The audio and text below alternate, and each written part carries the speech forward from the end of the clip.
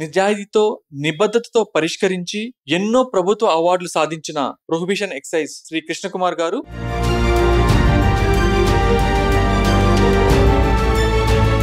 Recent గా మీరు ఒక కేసుని కాంప్లికేటెడ్ కేస్ ఫార్మా కంపెనీకి సంబంధించిన కాంప్లికేటెడ్ కేసు ఒకటి మీరు దాన్ని ఛేదించారు యాక్చువల్ గా. సో అది నేను న్యూస్ ఆర్టికల్స్ లో చూసి ఒకసారి సార్ని ఇంటర్వ్యూ చేస్తే బాగుంటది. సో ఆ కేసులో మీరు ఒక ఫార్మా కంపెనీ ఎండిని అరెస్ట్ చేశారు. అవును. కేసు ఎక్కడ స్టార్ట్ అయింది, అసలు అంత దూరం వెళ్ళి అసలు ఫార్మా కంపెనీ ఎండిని అరెస్ట్ చేసేలాగా మిమ్మల్ని మీ థాట్ ప్రాసెస్ ఎలా అక్కడ దాకా వెళ్ళింది? మా ఇన్ఫార్మర్ ప్రకారంగా తిరుపతిలో ఉంది అనేది మా ఇన్ఫర్మేషన్. ఆడికి వెళ్ళినప్పుడు వాళ్ళిద్దరూ అక్కడ వాళ్ళ ఇంట్లో లేరు. బట్ మా సార్ మాత్రం ఎట్టి పరిస్థితుల్లో వాళ్ళని పట్టుకోవాల్సిందే అన్నప్పుడు 30 క్యాన్ల స్పిరిట్, నాగపూర్లో ఉన్న వ్యక్తిని మేము పట్టుకోవడం కోసం తనను ఆల్రెడీ ఇన్ఫర్మేషన్ తనకు ఉంది కాబట్టి తన ఫోన్లో డాటా అంతా డిలీట్ చేసుకొని వచ్చేసినప్పుడు మా ఆఫీసర్స్ మేమంతా నైట్ అంతా కూర్చున్నాము. నాకు మా ఆఫీసర్ సార్ చూడు మనకు ఏమైనా ఇన్ఫర్మేషన్ వస్తుందేమో అనుకుంటే అంతా కలెక్ట్ చేశారు.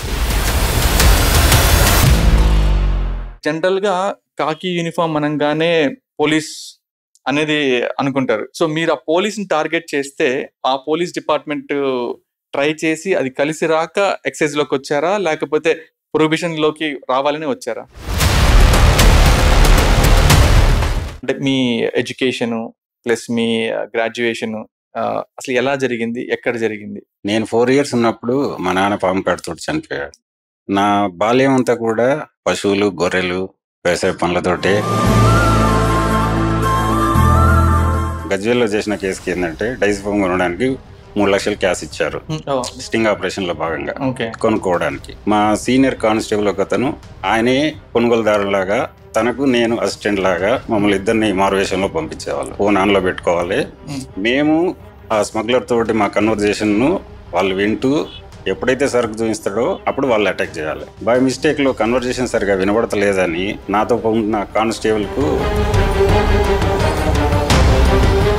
మీరు ఆల్రెడీ ప్లాన్డ్ గా వెళ్ళారు కాబట్టి okay, unplanned situations, unplanned circumstances ఎదురయ్యాయి అనుకోండి మీకు, అంటే వాళ్ళు ప్రిపేర్డ్ గా ఉండి మీ మీద అటాక్ చేయడానికి అట్లా వచ్చినప్పుడు ఆ సిచ్యువేషన్ ఎలా హ్యాండిల్ చేస్తారు? సో అలాంటి సందర్భాలు కూడా నాకు 2-3 వచ్చాయి. ఎస్టీఎఫ్ లో మాకు ఇన్ఫర్మేషన్ మేరకు నారాయణఖేడ్ ప్రాంతానికి వెళ్ళినాము. అది అంటే ఎత్తు పల్లాలు ఎక్కువగా ఉంటాయి, కొండలు ఆ విధంగా ఉంటాయి.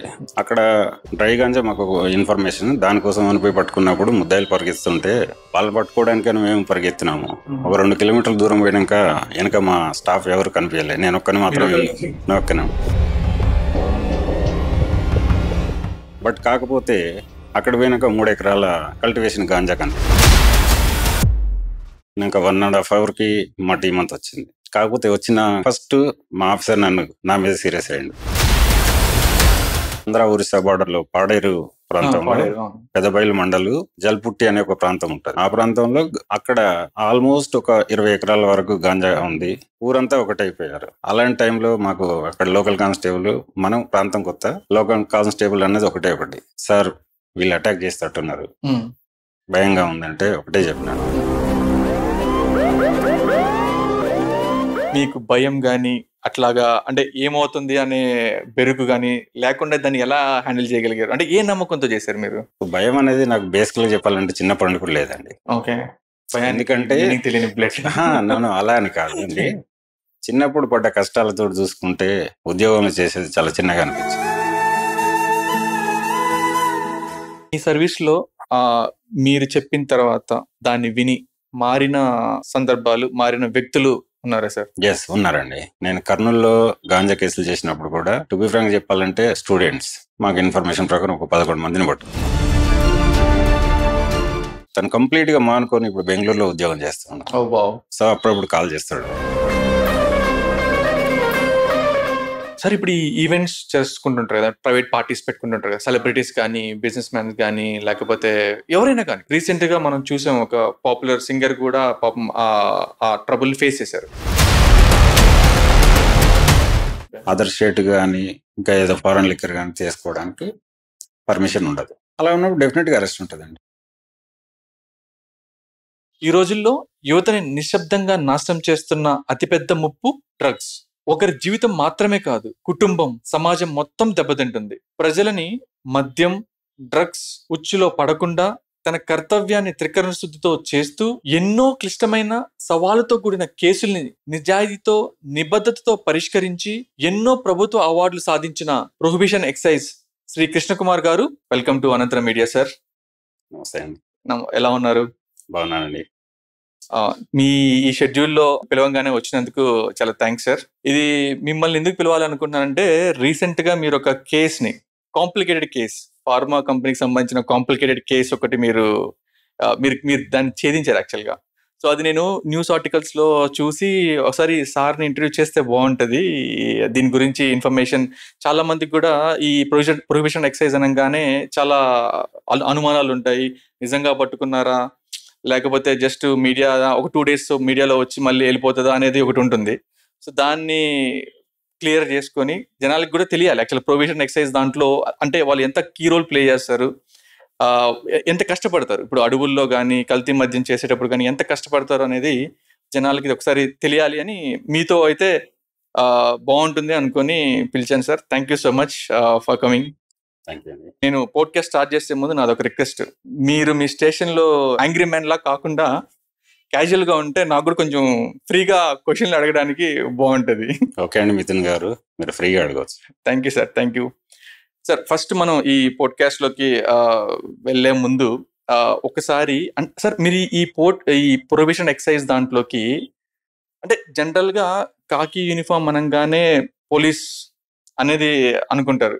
సో మీరు ఆ పోలీస్ని టార్గెట్ చేస్తే ఆ పోలీస్ డిపార్ట్మెంట్ ట్రై చేసి అది కలిసి రాక ఎక్సైజ్ లోకి వచ్చారా, లేకపోతే ప్రొహిబిషన్ లోకి రావాలని వచ్చారా? లేదండి, నాకు చిన్నప్పటి నుండి కూడా నేను చదువుకునే రోజుల్లో మా ఇంటికి మా స్కూల్కి 2 kilometers దూరం ఉండేది.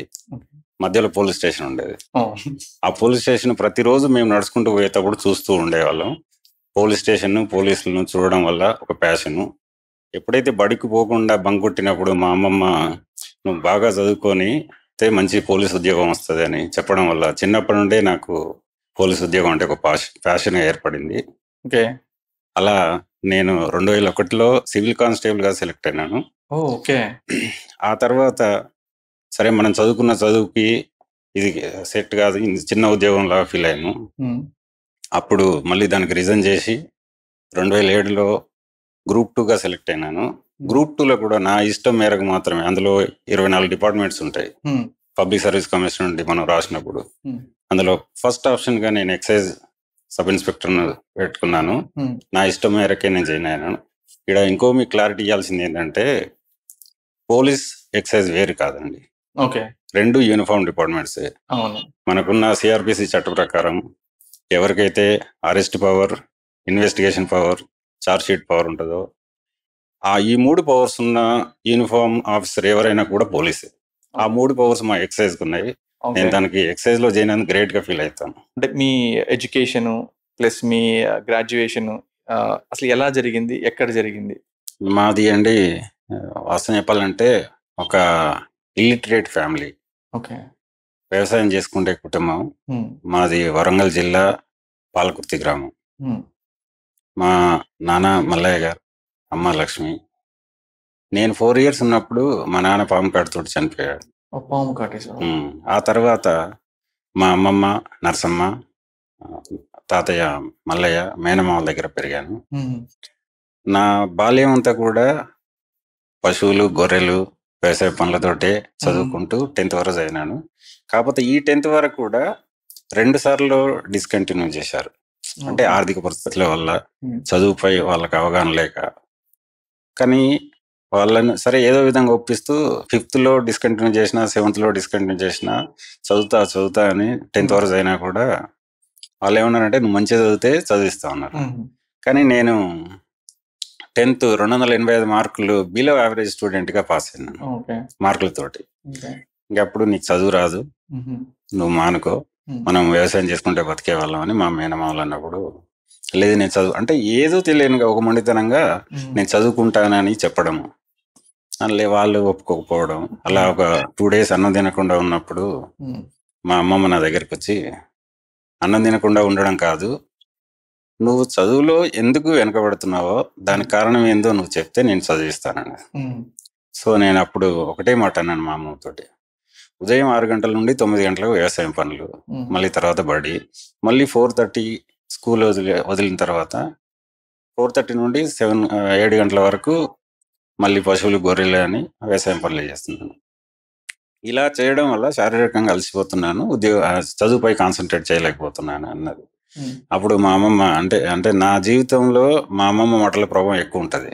అప్పుడు మా అమ్మమ్మ ఏమన్నది అంటే, 5 సంవత్సరాల వయసు ఉన్నప్పుడు తెలంగాణలో నాగడి పాలే, అంటే నాగడి దుండేది పట్టుకునేది, నాగడి పాలు అంత హైట్ లేవు, వద్దన్నా కూడా శ్రద్ధ పెట్టి నాగడి దున్నడం నేర్చుకున్నావు, అదే ఇంట్రెస్ట్ నువ్వు చదువు పెడితే నీకు చదువు వస్తుంది అని చెప్పింది. ఆ మాటన్న మరుక్షణం మా మేనమామల దగ్గరికి వెళ్ళి, ఈ రోజు నుండి చదువుతో పాటు వ్యవసాయంలో మీకు తోడు ఉంటాను, నేను చదువుకుంటాను, చదువుకొని అన్నాను.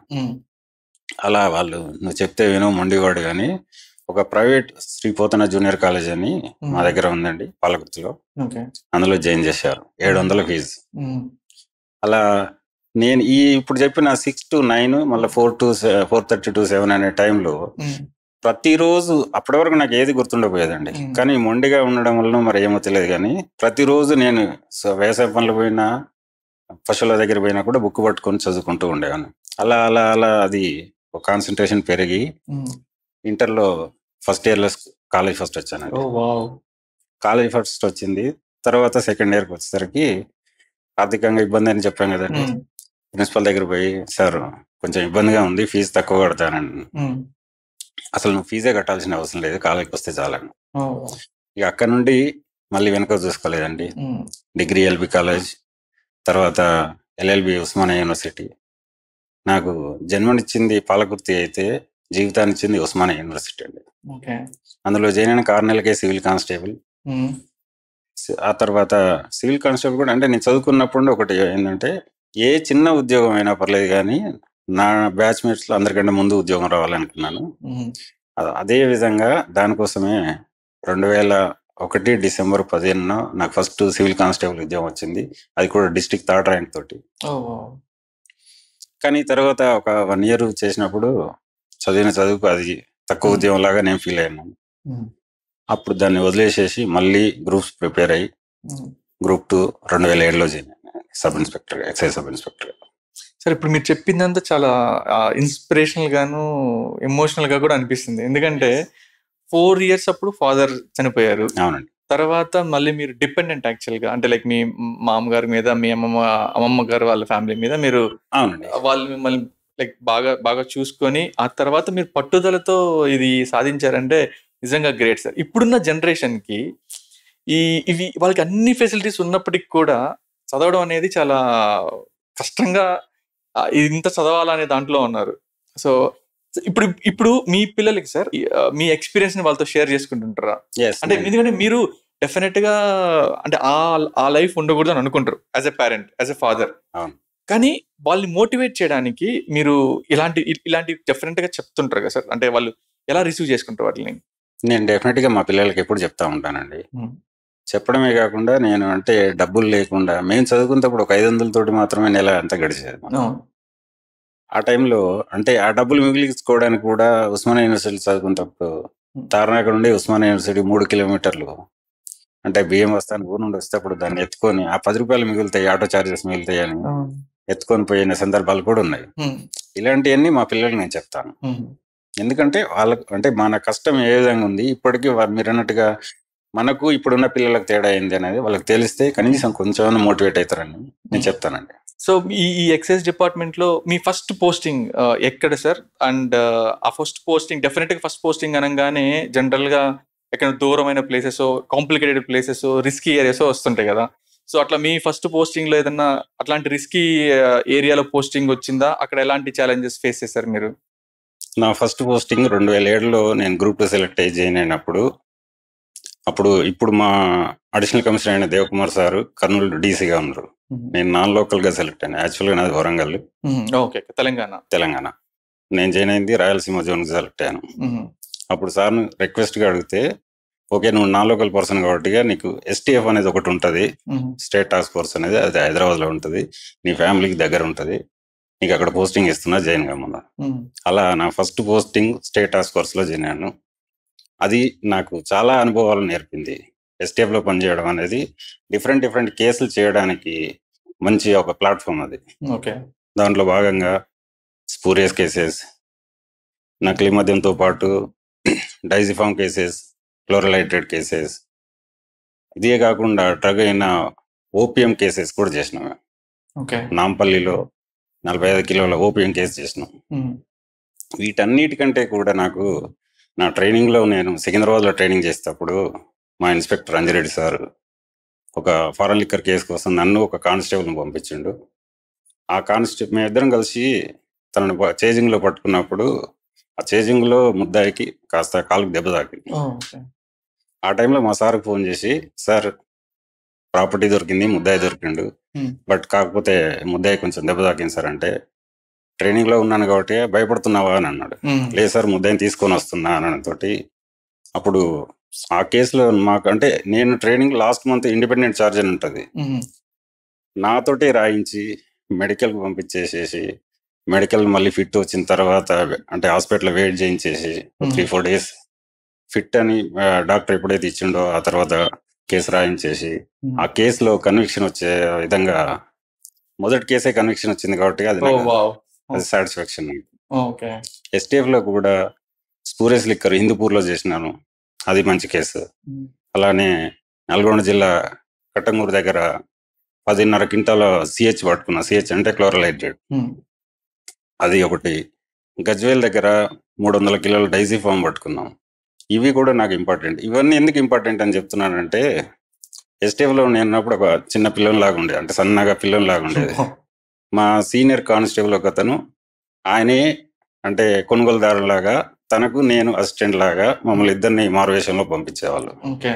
అలా పంపించినప్పుడు మేము ఈ కేసులన్నీ చేసినాం కాబట్టి సాటిస్ఫాక్షన్. మరి నాకు గజ్వేల్లో చేసిన కేసుకి ఏంటంటే డైజిఫామ్ కొనడానికి 3 లక్షలు క్యాష్ ఇచ్చారు, స్టింగ్ ఆపరేషన్లో భాగంగా కొనుక్కోవడానికి. అయితే మా ఆపరేషన్లో మాకు సుపీరియర్ ఆఫీసర్స్ ఇన్స్ట్రక్షన్స్ ఏంటంటే ఫోన్ ఆన్లో పెట్టుకోవాలి, మేము ఆ స్మగ్లర్ తోటి మా కన్వర్జేషన్ను వాళ్ళు వింటూ ఎప్పుడైతే సరుకు చూపిస్తాడో అప్పుడు వాళ్ళు అటాక్ చేయాలి.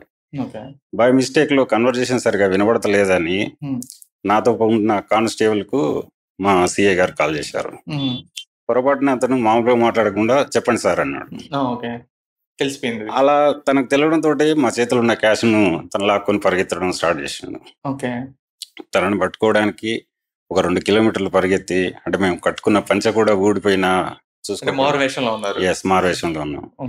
మళ్ళీ పరిగెత్తి పట్టుకొని ఆ టైం మళ్ళీ మా టీం వచ్చి మమ్మల్ని కలవడం, క్యాష్ తో పాటు సరుకును కూడా సీజ్ చేసినాం. అదొక మంచి సాటిస్ఫాక్షన్. సార్ ఇప్పుడు అలాంటి కేసెస్ మీరు చేసేటప్పుడు, అంటే ఇప్పుడు అక్కడ మీరు ఆల్రెడీ ప్లాన్డ్ గా వెళ్ళారు కాబట్టి okay, unplanned situations, unplanned circumstances ఎదురయ్యాయి అనుకోండి మీకు, అంటే వాళ్ళు ప్రిపేర్డ్ గా ఉండి మీ మీద అటాక్ చేయడానికి అట్లా వచ్చినప్పుడు ఆ సిచ్యువేషన్ ఎలా హ్యాండిల్ చేస్తారు? సో అలాంటి సందర్భాలు కూడా నాకు 2-3 వచ్చాయి. STFలో మాకు ఇన్ఫర్మేషన్ మేరకు నారాయణఖేడ్ ప్రాంతానికి వెళ్ళినాము. అది అంటే ఎత్తు పల్లాలు ఎక్కువగా ఉంటాయి, కొండలు ఆ విధంగా ఉంటాయి. అక్కడ డ్రై గాంజా మాకు ఇన్ఫర్మేషన్, దానికోసం అని పోయి పట్టుకున్నప్పుడు ముద్దాయిలు పరిగెత్తుంటే వాళ్ళు పట్టుకోవడానికని మేము పరిగెత్తినాము.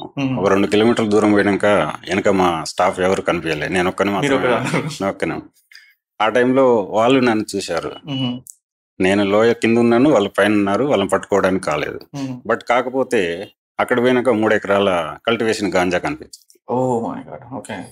సో ఆ ఇన్ఫర్మేషన్ మా ఆఫీసర్ చెప్పుదామంటే, అప్పుడు టీం లీడ్ చేసే మా assistant commissioner Vivekananda Reddy sir, తనకి ఇన్ఫార్మ్ చేద్దామంటే సిగ్నల్స్ లేవు. నేను మళ్ళీ పైకి కొండపై అంటే లోయల నుండి పైకి వచ్చి వాళ్ళకి ఇన్ఫర్మేషన్ ఇచ్చి ఇంకా 1.5 అవర్కి మా టీం అంతా వచ్చింది. కాకపోతే వచ్చిన ఫస్ట్ మా ఆఫీసర్ నా మీద సీరియస్ అయ్యాడు. ఎందుకు సార్? ఎందుకు అని అంటే ఒంటరిగా పరిగెత్తడం, అదే అని ఒకటి.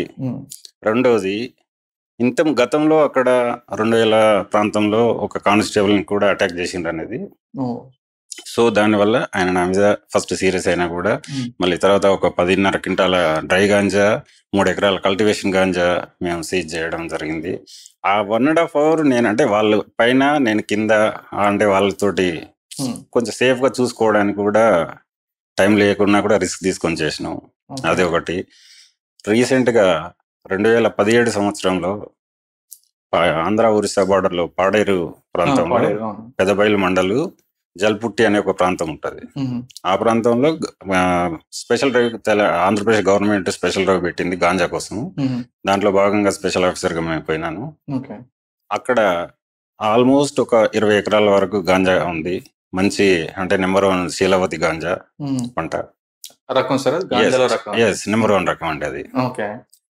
అది దొరికింది. బట్ కాకపోతే అక్కడ ఉన్న లోకల్ పీపుల్స్ వాళ్ళు ఏమంటారంటే కల్టివేషన్ గాంజాని డిస్ట్రక్షన్ చేయనియరు. ఎందుకంటే మాకు ఏ ఉపాధి లేదు, మాకు ఉపాధి మీరు చూపించేసి దాన్ని డిస్ట్రాయ్ చేయండి, నరకేయండి అని వాళ్ళు అంటారు. కానీ లీగల్ గా గాంజా పెంచకూడదు సార్. పెంచకూడదు. అదే అందుకోసమే ఆ టైంలో స్పెషల్ డ్రైవ్ లో భాగంగా మేమే ఒక 20 మంది టీం తోటి పోయినాం. బట్ అన్ఫార్చునేట్లీ నేను ఒక హెడ్ కానిస్టేబుల్ ఒక ఫారెస్ట్ బీట్ ఆఫీసర్ మాత్రమే ఉన్నాం. ఊరంతా ఒకటైపోయారు.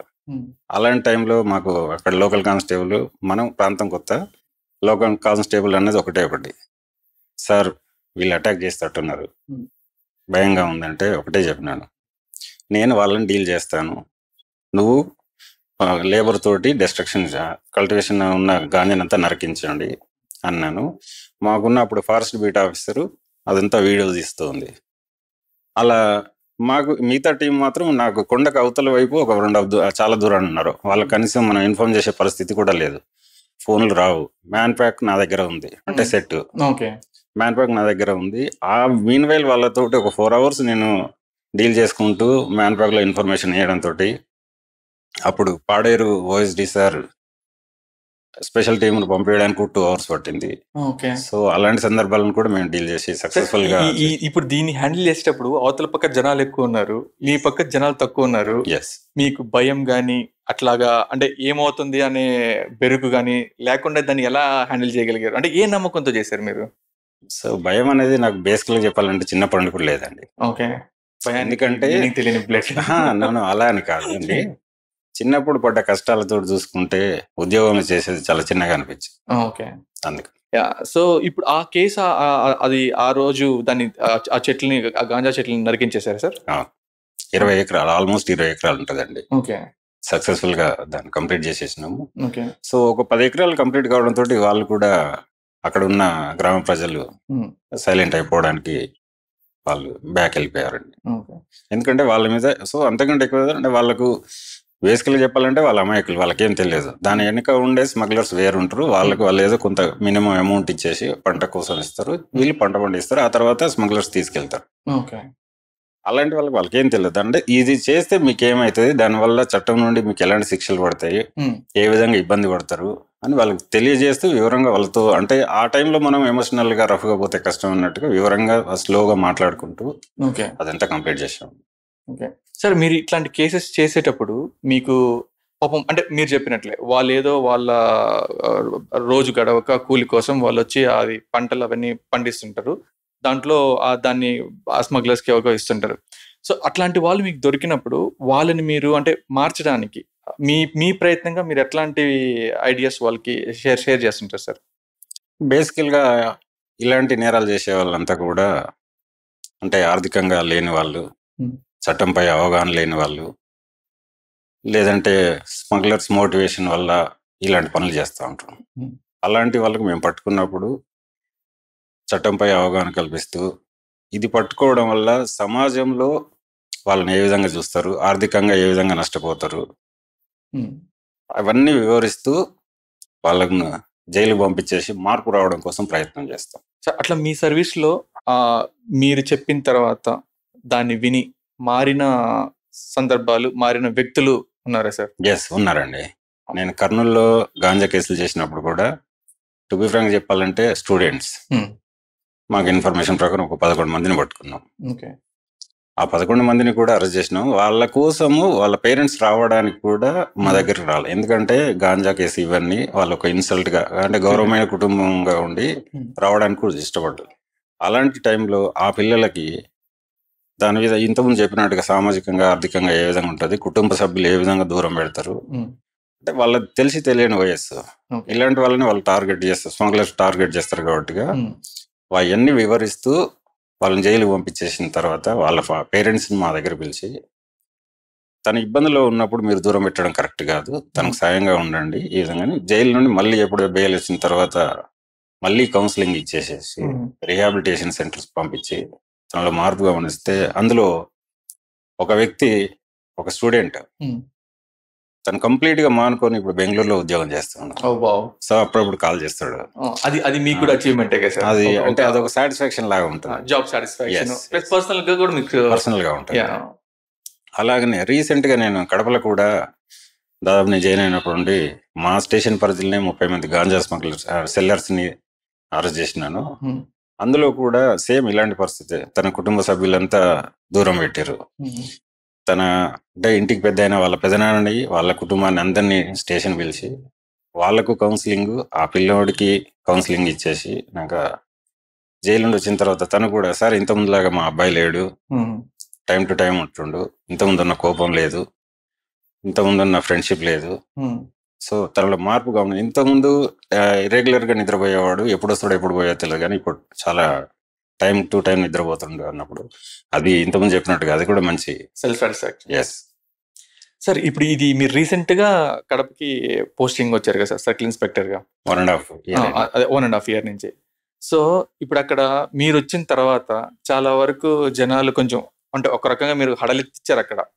ఈ వరుసగా వీళ్ళని నకిలీ మద్యం కేసు వాళ్ళని కానీ, గాంజా కేసు వాళ్ళని కానీ బ్యాక్ టు బ్యాక్ మీరు పట్టుకుంటున్నారు. ఇట్లా పట్టుకునేటప్పుడు మీకు ఏ పొలిటికల్ ప్రెషర్స్ మీకు రావా? ఒకవేళ వస్తే ఆ పొలిటికల్ ప్రెషర్స్ ని ఎలా హ్యాండిల్ చేస్తారు?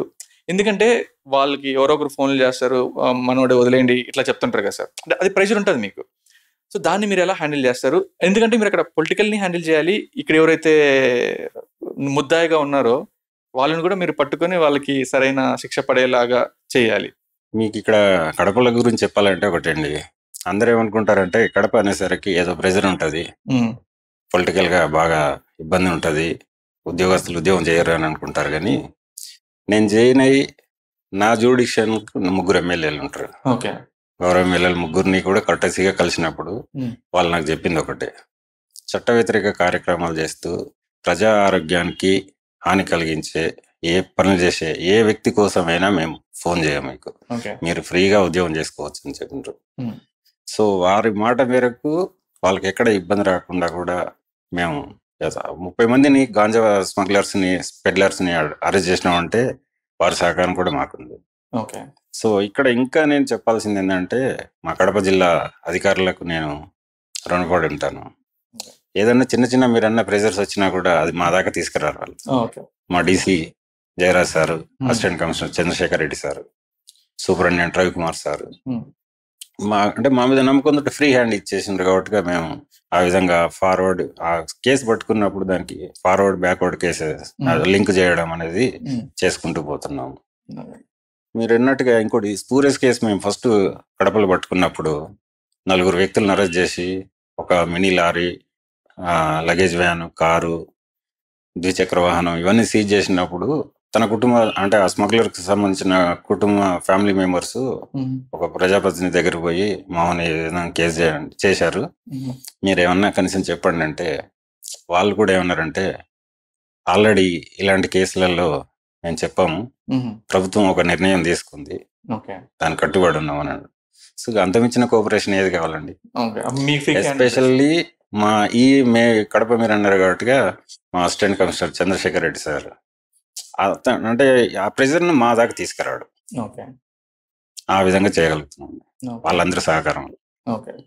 సార్ ఇప్పుడు మీరు ఇంతకుముందు ఈ స్పూరియస్ కేసు అన్నారు కదా సార్, స్పూరియస్ అంటే ఏంటి సార్? నకిలీ మద్యం. నకిలీ మద్యం అంటే మనం జనరల్ గా మద్యం తయారది ఒక ఈఎన్ఏ ఎక్స్ట్రా న్యూట్రల్ ఆల్కహాల్ తో మన ఏపీలో కానీ తెలంగాణలో కానీ తయారవుతుంది. అలా కాకుండా మన దగ్గర డీనేచర్డ్ స్పిరిట్ ఎక్కువగా ఉండి లేదా స్పిరిట్లో కూడా ఇంప్యూరిటీస్ ఎక్కువగా ఉండి అలాంటి వాటితోటి అలాంటి స్పిరిట్తో మద్యం తయారు చేసేదాన్ని మనం నకిలీ మద్యం అని అంటారు. అంటే ఇది ఇర్రెగ్యులర్ వేలో జరుగుతుంది, దానికంటే ఒక ప్రొసీజర్ ఉండదు. అలా తయారు చేసిన మద్యాన్ని జనాలు తాగినప్పుడు, ప్రజలు తాగినప్పుడు చనిపోవడానికి కూడా అవకాశం ఉంటుంది. అది దాన్ని నకిలీ మద్యం అంటాం. రీసెంట్గా మన ఆంధ్ర రాష్ట్రంలో అనేక ప్లేసుల్లో నకిలీ మద్యం కేసు ఒకటి రిజిస్టర్ అయింది. సో ఇప్పుడు ఆ కేసులకు సంబంధించి మీరు ఒక స్పెషల్ ఆఫీసర్గా దాంట్లో ఉన్నారు. అవునండి. సో ఆ కేసులో మీరు ఒక ఫార్మా కంపెనీ ఎండిని అరెస్ట్ చేశారు. అవును. కేసు ఎక్కడ స్టార్ట్ అయింది, అసలు అంత దూరం వెళ్ళి అసలు ఫార్మా కంపెనీ ఎండిని అరెస్ట్ చేసేలాగా మిమ్మల్ని మీ థాట్ ప్రాసెస్ ఎలా అక్కడ దాకా వెళ్ళింది? First case railway Koduru, Kadapa, Annamayya జిల్లా రైల్వే కోడూరులో అయిందండి. ఆ కేసులో ఇన్వెస్టిగేషన్లో భాగంగా మా assistant commissioner Chandrashekar Reddy sir కడపలో ఉన్న నన్ను తీసుకెళ్లారు. అక్కడ నుండి మేము ఫస్ట్ తిరుపతికి వెళ్ళినాము. తిరుపతికి వెళ్ళినప్పుడు అంటే ఆడ మేము మా ఇన్ఫార్మర్ ప్రకారంగా తిరుపతిలో ఉంది అనేది మా ఇన్ఫర్మేషన్. ఆడికి వెళ్ళినాము. ఆడికి వెళ్ళినప్పుడు వాళ్ళిద్దరూ అక్కడ వాళ్ళ ఇంట్లో లేరు. బట్ మా సార్ మాత్రం ఎట్టి పరిస్థితుల్లో వాళ్ళని పట్టుకోవాల్సిందే అన్నప్పుడు మా సార్ ఎర్లీ మార్నింగ్ రైడ్ చేస్తే మనకు దొరకడానికి అవకాశం ఉంటుంది అని అన్న. ఎర్లీ మార్నింగ్ రైడ్ అంటే ఓకే చేసేసేయండి అన్న. మేము వాళ్ళ ఇంటికి వెళ్ళినాము. వాళ్ళ ఇంటికి వెళ్ళి 2 అన్నదమ్ములు, వాళ్ళు ఇంట్లో లేరు కానీ బట్ కావాలనేది మా ఇంటెన్షన్ కాబట్టిగా, అందులో అప్పుడు ఉన్న లేడీస్ ఉన్నారు కాబట్టిగా మా లేడీ కానిస్టేబుల్, లేడీ ఎస్ఐలను కూడా తీసుకెళ్ళాం కాబట్టిగా వాళ్ళతోటి కంపల్సరీ మీ వాళ్ళు ఎక్కడున్నా పిలిపించండి అంటే మాకు సంబంధం లేదు, మాకు తెలియదు అని వాళ్ళు చెప్పడం. చెప్పినప్పుడు లేదంటే మిమ్మల్ని కూడా ఇన్వాల్వ్ చేయాల్సి వస్తుందమ్మా, మీ దగ్గర ఆల్రెడీ ఈ విధంగా ఉంది, లేబుల్స్ దొరికినాయి, క్యాప్స్ దొరికినాయి, దానికి కావాల్సిన కొంత స్పిరిట్ దొరికింది. వాళ్ళని ఎప్పుడైతే లేడీస్ని అరెస్ట్ చేస్తామని అన్నామో అందులో వాళ్ళ పాప ఒక ఆమె, సార్ మాకు రేపటి వరకు టైం ఇస్తే మేము పిలిపిస్తాము మా వాళ్ళని అని అన్నది. రేపటి వరకు ఇవ్వలేమమ్మా, 1 గంట టైం ఇస్తాము, రేపటి వరకు ఇవ్వలేము, మేము 1 పావు గంట అనడంతో లేదు సార్ కనీసం అట్లీస్ట్ 2 hours అని ఇవ్వాలంటే 2 hours కూడా ఇవ్వలేము అన్నాను. అన్నప్పుడు వాళ్ళు కొద్దిగా ప్రెజర్ భయపడిపోయి సార్ వాళ్ళు ఎక్కడ పెడతారో మాకు తెలియదు కానీ ఒక ప్లేస్ ఉంది, మరి ఆ ప్లేస్ లో చూడండి అన్నట్టుగా వాళ్ళు అన్నతోటి సరే వాళ్ళనే తీసుకెళ్లి ఆ ప్లేస్ లో చూస్తే మాకు 30 క్యాన్ల స్పిరిట్, ఆల్మోస్ట్ ఒక 10,000 వరకు caps, fake caps, fake labels ఇవన్నీ అక్కడ మేము కలెక్ట్ చేసినాము. కలెక్ట్ చేసినప్పుడు తనకెవరు ఇచ్చినప్పుడు మెయిన్ మ్యానుఫ్యాక్చరర్ ఒక అతను ఉన్నాడు, తన పేరు చెప్పారు. తను ఆ టైం వరకు మేము ఫోన్ చేస్తే అతను ఆల్రెడీ తనకు ఇన్ఫర్మేషన్ తెలిసింది కాబట్టిగా నాగపూర్లో ఉన్నాడు. నాగపూర్లో ఉన్న వ్యక్తిని మేము పట్టుకోవడం కోసం తన కోసం మళ్ళీ తనని పట్టుకొని, ఆల్రెడీ ఇన్ఫర్మేషన్ తనకు ఉంది కాబట్టిగా తన ఫోన్లో డాటా అంతా డిలీట్ చేసుకొని వచ్చేసినప్పుడు మా ఆఫీసర్స్ మేమంతా నైట్ అంతా కూర్చున్నాము. నాకు మా ఆఫీసర్ సార్ చూడు మనకి ఏమైనా ఇన్ఫర్మేషన్ వస్తుందేమో అనుకుంటే అంతా కలెక్ట్ చేశారు అని ఫస్ట్ వాళ్ళు చూసేసి అన్నప్పుడు సరే నువ్వు చూడని నాకు ఇస్తే నేను చూస్తే మొత్తం డిలీట్ చేసిన డాటానంతా మళ్ళీ రిట్రైవ్ చేసుకొని చూస్తే అందులో మాకు ఏంటంటే ఒక చిన్న పేపర్ మీద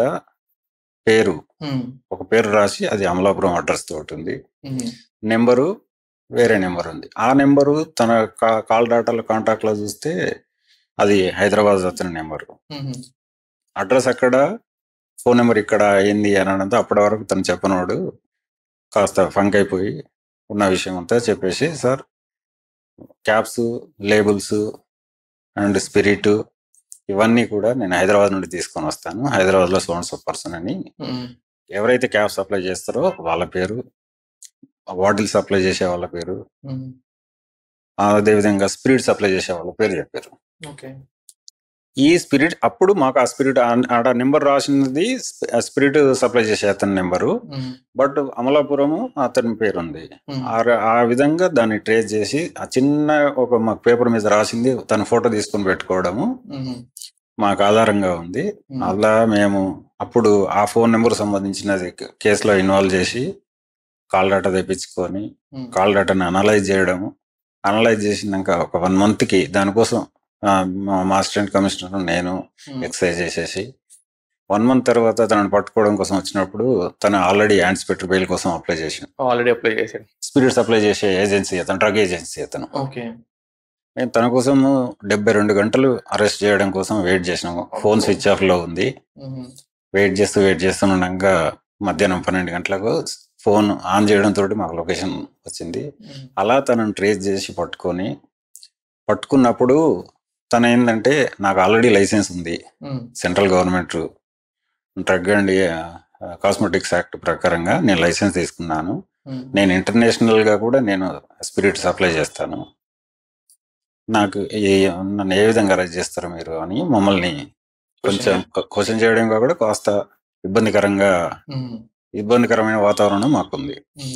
ఆ టైంలో సరే, నీకు సెంట్రల్ గవర్నమెంట్ అనేది, ఆల్కహాల్ అనేది సెంట్రల్ గవర్నమెంట్ సబ్జెక్ట్ కాదు, state government subject. State government నుండి నీకు ఏమైనా లైసెన్స్ ఉందా అని అడిగినప్పుడు నాకు అవసరం లేదు, నాకు లైసెన్స్ నేను తీసుకోవాల్సిన అవసరం లేదు అంటే, లేదు కంపల్సరీ తీసుకోవాల్సిందే అది అన్నప్పుడు తను ప్రొడ్యూస్ చేయలేకపోయాడు.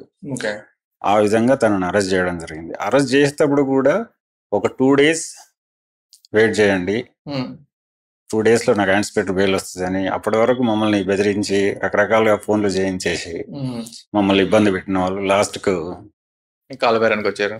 కాలబేరానికి రావడం, రకరకాలుగా వేరే ప్రలోభాలకు మమ్మల్ని లోన్ చేయాలని కూడా చూసినారు.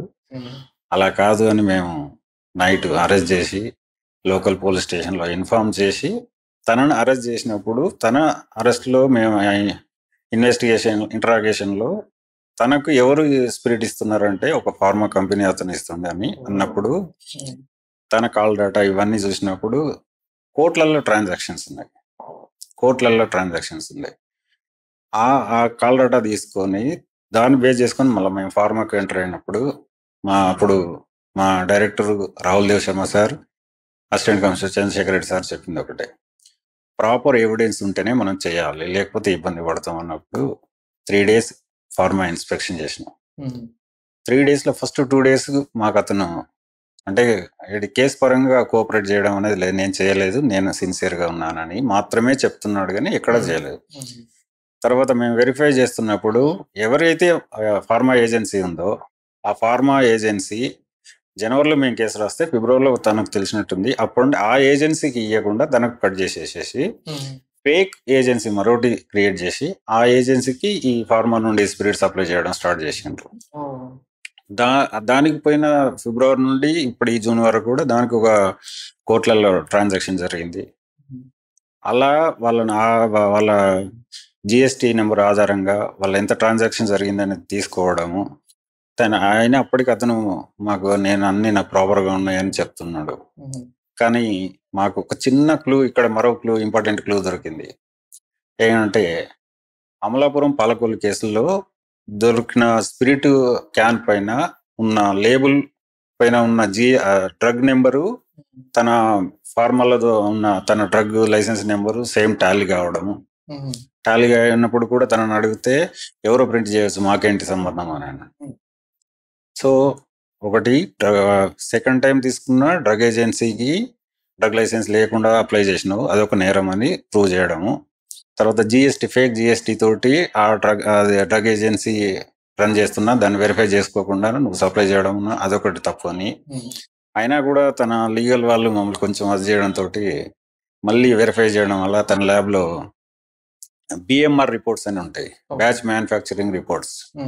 బ్యాచ్ మ్యానుఫ్యాక్చరింగ్ రిపోర్ట్స్ చూసినప్పుడు మాకు అమలాపురం పాలకొల్లు దొరికిన కేసులో ఉన్న లేబుల్, ఇక్కడ బిఎంఆర్ రిపోర్ట్లో వాళ్ళు తను ఫైల్ చేసుకున్న లేబుల్ 2 టాలీ కావడంతో అక్కడ తన నేరం ఉంది. ఆ లేబుల్ పైన కూడా మేము ఇంతకుముందు అదే స్పిరిట్ సప్లై చేస్తున్న డ్రగ్ ఏజెన్సీ పేరు ప్రింట్ చేసి ఉండడం, అప్పుడు తను తప్పించుకోవడానికి అవకాశం లేకపోవడం. ఇంకా డీప్గా మేము చెప్పాలంటే అక్కడ ఉన్న బ్యాచ్ నెంబరు ఇక్కడ తన బిఎంఆర్ బ్యాచ్ మ్యానుఫ్యాక్చరింగ్ రిపోర్ట్లో ఉన్న బ్యాచ్ నెంబర్ టాలీ కావడం, ఇవన్నీ ఆధారాలతోటి మా డైరెక్టర్ గారికి, రాహుల్ దేవ్ శర్మ సార్కి మా స్టేట్ కమిషనర్ ద్వారా తెలియజేయడం వల్ల ఇమీడియట్లీ అరెస్ట్ చేయడం కోసం చేద్దాం అనుకునే మరో నెక్స్ట్ డే చేద్దాం అనుకున్నప్పుడు తను తెలివిగా ఆరోగ్యం బాగలేదని హాస్పిటల్లో చేరడం.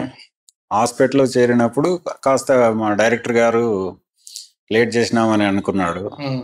సో అయినా కూడా సరే ఓకే టైం తీసుకోండి అని తనే మాకు సపోర్ట్ చేసి మళ్ళీ ఒక 1 వీక్ టైం తీసుకోండి అని అంటే మాకు అంటే అరెస్ట్ చేయలేకపోయాను అనే ఉద్దేశంతో 1 వీక్ కాదు మళ్ళీ 3 daysనే అసిస్టెంట్ కమిషనర్ మేము మళ్ళీ ప్లాన్ చేసుకొని, వాస్తవం చెప్పాలంటే తను హాస్పిటల్ లేడు, హాస్పిటల్ ఉన్నట్టుగా తను మాకు సృష్టించాడు. మళ్ళీ యథావిధిగా ఫార్మాకి వస్తుందని తెలియడంతో లొకేషన్స్ తీసుకొని అరెస్ట్ చేయడం. ఆ అరెస్ట్ చేసినప్పుడు కూడా ఒక 3-4 hours తనకు లీగల్ గా తను చేసిన ల్యాప్సెస్ ఏంది, తప్పులేంది అన్నీ తెలియజేస్తూ, మెయిన్ అది ఇంతకుముందు చెప్పిన డ్రగ్ నెంబర్ అనేది తన డ్రగ్ లైసెన్స్ నెంబరు మాకు దొరికిన దగ్గర ఉన్నది టాలీ కావడము, ఏజెన్సీ వాడు చెప్పింది నా మీద కావాలని చెప్పిండు అన్నాడు కానీ ఆ ఏజెన్సీ కావాల్సిన నెంబర్ను కూడా తను ప్రింట్ చేయడము, ఆ ప్రింట్ తన ల్యాబ్ లో దొరకడం వల్ల తనని అరెస్ట్ చేసినాం. ఇవన్నీ చేయడానికి మాకు ఆల్మోస్ట్ ఒక 1 వీక్ టైం పట్టింది. 6 days 7 days టైం పట్టింది. అలా తనను అంటే ఎక్కడ కూడా ప్రొసీజర్ ల్యాప్సెస్ లేకుండా ప్రతిదీ జాగ్రత్త తీసుకొని, ఎందుకంటే ఇది ప్రజా ఆరోగ్యానికి సంబంధించినది కాబట్టి మా డైరెక్టర్ గారు ఎట్టి పరిస్థితులు తన అరెస్ట్ కావాల్సిందే అని మా మీద నమ్మకంతో అది పెట్టుకోవడం వల్ల సక్సెస్ఫుల్ గా మేము చేసినాం. దానివల్ల ఏంటంటే స్పూరియస్ నకిలీ మద్యం వల్ల గవర్నమెంట్ రెవెన్యూ పడిపోతుంది, ప్రజా ఆరోగ్యంగా అంటే ఆ స్ట్రెంగ్త్ లో కూడా చాలా వేరియేషన్స్ ఉంటాయండి. వాళ్ళు చేసేది కూడా ఏంటంటే గవర్నమెంట్ ఆల్కహాల్ పర్సెంటేజ్ ఏంటంటే 42.8 వాల్యూమ్ బై వాల్యూమ్ మాత్రమే ఉండాలి. వీళ్ళు తీసుకొచ్చేది రా మెటీరియల్ ఎక్కడైతే షుగర్ ఫ్యాక్టరీస్ వాళ్ళు ఎక్కడ ప్రైమరీ యూనిట్స్ నుండి తీసుకొని వస్తారు, యాజ్ ఇట్ ఈజ్ గా కూడా అమ్ముతున్నారు. అంటే 99.5 V/V ఉన్న దాన్ని కూడా యాజ్ ఇట్ ఈజ్ గా అమ్మేస్తున్నారు. అలా అమ్మడం వల్ల వ్యక్తులు చనిపోతారు. ఒకవేళ దాంట్లో వేరే నకిలీ తను తీసుకోపోయిన వాడు కూడా ఏదైనా మిథనాల్ అది కలిపితే ఇమీడియట్లీ కళ్ళు పోయి చనిపోవడానికి అవకాశాలు కూడా ఉంటాయి. సో అలాంటి స్పూరియస్ జరగకుండా మేము నిరోధించినాం. Super sir. జనరల్ గా ఏంటంటే ఈ లిక్కర్ తయారు చేయడం లిక్కర్ కంపెనీలు అయితే వాళ్ళు స్టాండర్డ్స్ మెయింటైన్ చేస్తారు. ప్రూఫ్ 25 ప్రూఫ్ 75 ప్రూఫ్ ఉండాలని, 25 100 ప్రూఫ్ ఉండాలని, వాల్యూమ్ 42.8 వాల్యూమ్ బై వాల్యూమ్ ఉండాలనేది ఇవన్నీ ప్రాపర్ గా మెయింటైన్ చేస్తారు. కెమికల్ గా కూడా ప్రూవ్ అంటే అది ఓకే అన్నప్పుడు మాత్రమే ఆ బ్రాండ్ బయటకు వస్తుంది. అదే నకిలీ మద్యం తయారు చేసే వాళ్ళు ఎక్స్పర్ట్స్ కాదు. సో వాళ్ళకి స్పిరిట్ పై అవగాహన లేకపోవడము, స్ట్రెంగ్త్ హెచ్చు తగ్గులు ఉన్నప్పుడు ఇవన్నీ కూడా మనకు సమాజంపై ఎఫెక్ట్ పడుతుంది. క్వాలిటీ చెకింగ్ అనేది కూడా ఉండదు కాబట్టిగా దానివల్ల నకిలీ మద్యం నిరోధించడం, ఈ ఫార్మా ఎండీని అరెస్ట్ చేయడము, ఏజెన్సీ అరెస్ట్ చేయడం వల్ల 2 రాష్ట్రాలలో నకిలీ మద్యాన్ని కట్టెలు చేసినట్టుగా. సార్ ఇప్పుడు ఈ ఈవెంట్స్ చేసుకుంటుంటారు కదా, ప్రైవేట్ పార్టీస్ పెట్టుకుంటుంటారు కదా, సెలబ్రిటీస్ కానీ, బిజినెస్ మ్యాన్స్ కానీ, లేకపోతే ఎవరైనా కానీ, కామన్ మ్యాన్ అయినా సరే వాళ్ళు పార్టీలు చేసుకునేటప్పుడు చేసుకుంటుంటారు కదా. అవునండి. సో దానికి అంటే ప్రొసీజర్ ఏముంటుంది, అంటే వాళ్ళు ఏమి అప్లై చేయాలి, ఎవరిని అప్రోచ్ అవ్వాలి, ఎంత పే చేయాలి అనేది చాలా మందికి తెలియకపోవచ్చు. తెలియక రీసెంట్ గా మనం చూసాం, ఒక పాపులర్ సింగర్ కూడా పాపం ఆ ట్రబుల్ ఫేస్ చేశారు. అవునండి. సో దాని గురించి కొంచెం మీరు అంటే ఆ డీటెయిల్ ఇన్ఫర్మేషన్ ఇస్తే బాగుంటుంది. బేసికల్ గా ఎవరన్నా ఈవెంట్ చేయాలనుకున్నప్పుడు ఏ ప్రాంతంలో అయితే ఈవెంట్ చేస్తారో ఆ ఈవెంట్ ఏంటి అనేది, దానికి సంబంధించిన కార్డు, ఎక్కడైతే చేస్తున్నారో అంటే మన ఫంక్షన్ హాల్ ఏదో రిసార్ట్ అలా ఉన్నప్పుడు ఆ రిసార్ట్ బుక్ చేసుకున్న రిసిప్ట్, వాళ్ళ ఆధార్ కార్డు ఇవన్నీ తీసుకొని కన్సర్న్డ్ ఎక్సైజ్ పోలీస్ స్టేషన్కి వెళ్తే ఎక్సైజ్ సిఐ గారు వాళ్ళ టీం తోటి ఆ ప్రాంతాన్ని వెరిఫై చేసి రూల్స్ ప్రకారంగా ఓకే అనుకున్నప్పుడు తన ప్రపోజల్స్ ని అంటే ఒక చలాన్ కట్టిస్తారు. చలాన్స్ కట్టించేసి ఎక్సైజ్ సూపరింటెండెంట్ గారికి ఫార్వర్డ్ చేస్తారు. ఎక్సైజ్ సూపరింటెండెంట్ గారు లైసెన్స్ ఇస్తారు.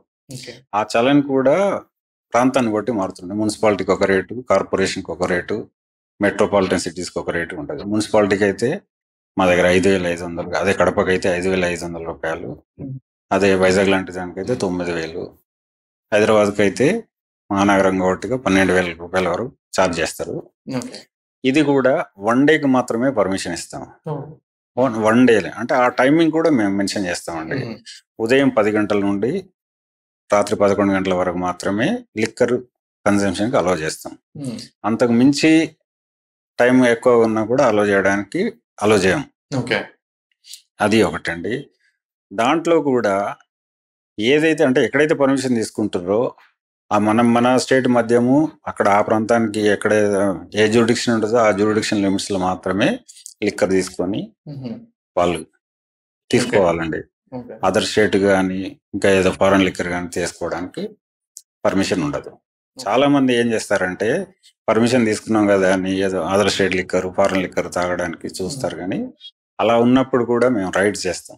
అంటే మీరు పర్మిషన్ లెటర్ ఇచ్చినా గానీ మీకు ఎక్కడన్నా సస్పిషియస్ గా అనిపిస్తే మీరు రైడ్ చేయడానికి మీకు అథారిటీ ఉంటదండి. ఓకే, ఓన్లీ అంటే మన డ్యూటీ పెయిడ్ లిక్కర్ మాత్రమే తాగాలి. అది మన స్టేట్ మాత్రమే తాగాలి. వేరే స్టేట్ తిన్నప్పుడు మనకు రెవెన్యూ లాస్ కదండి. సో దాంట్లో మళ్ళీ అరెస్ట్లు ఉంటాయా సార్? దాంట్లో అలా ఉన్నప్పుడు డెఫినెట్ గా అరెస్ట్ ఉంటుందండి. టైమింగ్ వైలేషన్ కావచ్చు, లేదంటే లిక్కర్ వేరే స్టేట్ ఉన్నప్పుడు కూడా డెఫినెట్ గా అరెస్ట్ చేస్తాం. సో అలాంటివి మీ జ్యుడిక్షన్ లో ఏమైనా జరుగున్నాయా అట్లాగా? లేదండి, ఇంతవరకు లేదు. మేము ఎస్టీఎఫ్ లో ఉన్నప్పుడు మాత్రం ఒక కేసు అలా చేసినాము. అదే అక్కడ బంజారా హిల్స్ ఏరియాలో ఒక కేసు చేసినాము, కానీ మళ్ళీ తర్వాత లేదండి. ఇప్పుడు మీరు ఇన్ని కేసులు లైక్ డిఫికల్ట్ కేసెస్ అన్ని డీల్ చేశారు. అవునండి. సో డెఫినెట్ గా అవతల వాళ్ళు దెబ్బతిన్న వాళ్ళు మీ మీద ఏదో ఒక రివెంజ్ ప్లాన్ ఉంటుంది కదా. అంటే మిమ్మల్ని ఇబ్బంది పెట్టాలనో, లేకపోతే మీ మీద కేసులనో, లేకపోతే మిమ్మల్ని ఏదో వాళ్ళ ప్లాన్స్ వాళ్ళకు ఉంటాయి కదా. అట్లాంటివి ఏమన్నా మీరు ఫేస్ చేశారా? అలాంటి సందర్భాలు కూడా నేను ఫేస్ చేశానండి. దాంట్లో ప్రధానంగా ఒక రెగ్యులర్గా మేము రైడ్ చేస్తున్నాము, రెగ్యులర్గా ఒక తాండాకు సంబంధించిన వెహికల్స్, ఇలిసిట్ డిస్టిలేషన్ లిక్కర్ సంబంధించిన వెహికల్స్ పట్టుకుంటున్నామని ఒకేసారి 8 వాహనాలను సీజ్ చేయడము జరిగినప్పుడు వాళ్ళు మాపై ఎస్సీ/ఎస్టీ కేసు పెట్టాలని ప్లాన్ చేసినారు. ఎస్సీ/ఎస్టీ కేసు పెట్టడమే కాకుండా కొంత వేరే విధంగా పర్సనల్ కూడా మా మీద రివెంజ్ చేసుకోవాలని ప్లాన్ చేస్తున్నారు. అలా అది కాకుండా ఒక బార్డర్ విలేజ్లో, కర్ణాటక బార్డర్ విలేజ్లో నాన్ డ్యూటీ పెయిడ్ లిక్కరు బీరువా నిండా ఉండడం వల్ల బీరువా తీసి సీజ్ చేయడం వల్ల థెఫ్ట్ కేసు పెట్టాలని కూడా అంటే గోల్డ్ మేము దొంగతనం చేసినాం అని థెఫ్ట్ కేసు పెట్టాలని ప్రయత్నం చేయడం. కొందరిని మేము కేసులు పెడుతున్నప్పుడు మేము మళ్ళీ రాకుండా ఉండాలని ప్రైవేట్ కేసులు వేసి అరెస్ట్ చేస్తున్నారని కూడా మాపై కేసులు పెట్టాలని అలా చాలాసార్లు ప్రయత్నాలు జరిగినాయి. కానీ ఎవరు కూడా ధైర్యంగా ముందుకొచ్చి కేసు కంప్లైంట్ చేయలేకపోయారు. ఒకవేళ ఒకరిద్దరు ఇచ్చినా కూడా అది ఫాల్స్ అనేది మా డిపార్ట్మెంట్ ఎంక్వైరీలో తేలడంతో రిజిస్ట్రేషన్ కాలే. ఇలాంటి కేసులలో నాకు ఎక్కువగా అంటే మెయిన్ అప్పుడు ఉన్న అడిషనల్ ఎస్పీ బాబురావు సారు, ఇప్పుడు మా డిపార్ట్మెంట్లో అసిస్టెంట్ కమిషనర్ ఉండా మునిసం సారు, వీళ్ళు బాగా అంటే ఆ ఎంక్వైరీ ప్రాపర్గా చేసి ట్రాన్స్పరెంట్గా చేసి ఫాల్స్ అని రిపోర్ట్ చేయడం వల్ల ఏ ఇబ్బందులు నాకు రాలేదండి. ఇప్పుడు ఈ false cases like private cases వేశారనుకోండి, అది డెఫినెట్గా మీ కెరీర్లో అదొక అంటే ఇన్ కేసు అది ప్రూవ్ అయితే ఒక రిమార్క్గా ఉండిపోతుందా? ఎస్, డెఫినెట్గా. ఒకవేళ మనం ఏదైనా తప్పు చేస్తే అది ప్రూవ్ అయితే రిమార్క్గానే ఉంటుంది. కానీ మనం చేసిందంతా ఉద్యోగం మాత్రమే చేసినాము, మన పర్సనల్ బెనిఫిట్ అంటూ ఏది ఉండదు కాబట్టి అలాంటప్పుడు వాళ్ళ ఎంక్వైరీలో అది ఫాల్స్ అని తేలినప్పుడు మనకే ప్రాబ్లం ఉండదు. లేడీ ముద్దాయిలు ఉంటారు కాబట్టి లేడీ ముద్దాయి తోటి వాళ్ళని అరెస్ట్ చేస్తున్నామని కూడా మా మీద కేసు పెట్టాలని చూస్తున్నారు. లక్కీగా మేము ఏంటంటే ఆ టైంలో మా దగ్గర లేడీ కానిస్టేబుల్ ఉండడం, లేడీ ఎస్ఐ ఉండడం, యూనిఫామ్లో ఉండి వాళ్ళ ఇంట్లో రైడ్ చేసేటప్పుడు మేము వీడియోస్ తీయడం, అవన్నీ మాకు ఎవిడెన్స్గా ఉపయోగపడ్డాయి. కాబట్టి వాళ్ళ కంప్లైంట్స్ను రిజిస్టర్ చేయకుండా ఫాల్స్ కంప్లైంట్ అనేది ప్రూవ్ అయింది. ఇప్పుడు మీరు ఈ కోర్టు బయట వచ్చాక పర్సన్ని అరెస్ట్ చేశామని చెప్పారు. అవునండి. సో ఇది విన్న తర్వాత ఈ హిందీ మూవీ ఒకటి ఉంది, గుర్తుందా మీకు? గంగాజల్ అని చెప్పని ఒక మూవీ ఉంటది. దాంట్లో ఎగ్జాక్ట్లీ. సో దాంట్లో కూడా సేమ్ మీరు చెప్పిన ఇదే సీక్వెన్స్ అక్కడ రన్ ఉంటుంది. అవునండి. అందులో విలన్ కొడుకుని అరెస్ట్ చేయడానికి కోర్టులోకి పోతే అరెస్ట్ చేయాలని కోర్టు బయట అరెస్ట్ చేసి తీసుకురావడం అనే ఒక సీన్ ఉంటుంది. అది నాకు కూడా బాగా గుర్తుంది. అదే సినిమాను తెలుగులో కూడా శ్రీహరి డబ్ చేసిండు. దాంట్లో కూడా చాలా క్లారిటీగా ఉంది. ఇప్పుడు ఈ కేసు ఆ మూవీ ముందే మీరు చేశారా లేదా మూవీ తర్వాత చేశారా? మూవీకి ముందే మేము చేసామండి. ఓకే. మూవీ ముందే జరిగింది. బట్ ఆ సీన్ చూసినప్పుడు నాకు కూడా గుర్తొచ్చింది. ఓహో! పలానా టైంలో మనం కూడా ఇలా చేసాం కదా అనేది. ఓకే. ఆ సీన్ చూస్తుంటే నాకు రీకలెక్ట్ అయింది. ఇప్పుడు మీ జ్యూరిడిక్షన్‌లో కల్తీ మద్యం లేదా బార్డర్ దాటి బయట స్టేట్ మద్యం లోపలికొచ్చి దాన్ని కన్జ్యూమ్ చేసేది జరుగుతుందా? లేకపోతే మీరు ఎంతవరకు దాన్ని ఆపగలిగారు? లేదండి.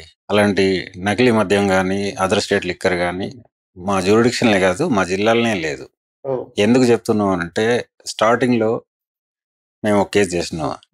Other state non duty paid liquor case, spurious liquor cases.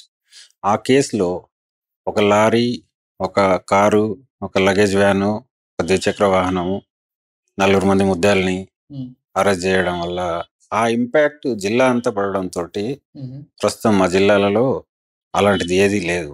ఒకవేళ అలాంటిది ఏదున్నా మేము రెగ్యులర్‌గా మానిటర్ చేసుకుంటా ఉంటాం. మాకు అలానే తెలుసు. ఎందుకంటే మా సేల్స్‌లో రెగ్యులర్‌గా మాకు జరిగే సేల్స్ జరుగుతుందా, జరగట్లేదా అని మేము చూసుకుంటాం కాబట్టిగా ఓకే.